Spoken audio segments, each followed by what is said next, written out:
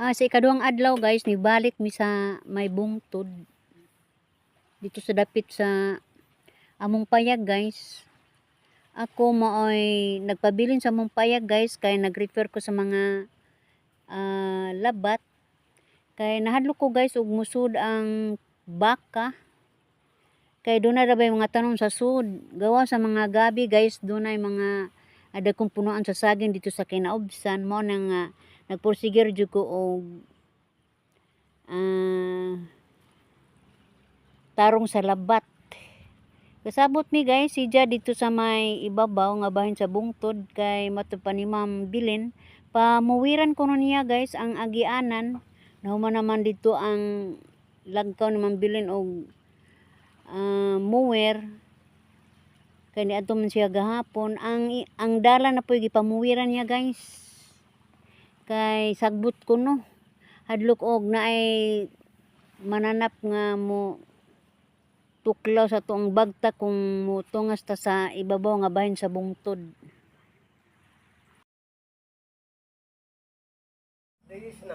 Agi panogsug guys, kay kusog ang nag-uwan diri sa ibabaw guys. Misilong sa ako. Misilong ko sa mong payag guys, kay gauwan bis kay gadali unta ko. Miuwan.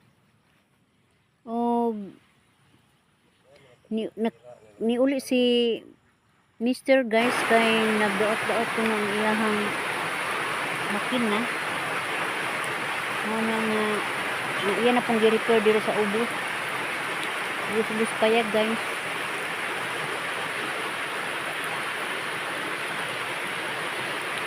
Medyo sagbot yun ni guys, kay igo raman ni lampas-lampasan. Kay mga gabi raman ni.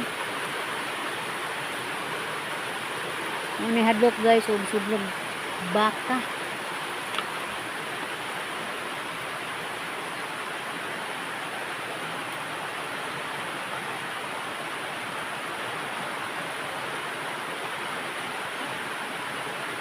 Apit na yun na siya malukop og labat guys.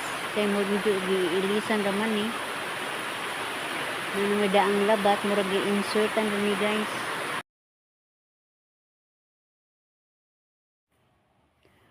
Taas na ang adlaw guys, nabaka ko kay man muli si Mr. So ako lang nang giapas dito sa ibabaw guys.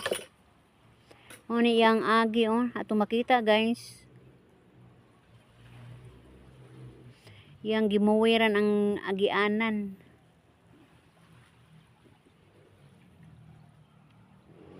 Hinlo na kayo na agian guys, pati mga motor. Dinahadlok. Sa gawang guys,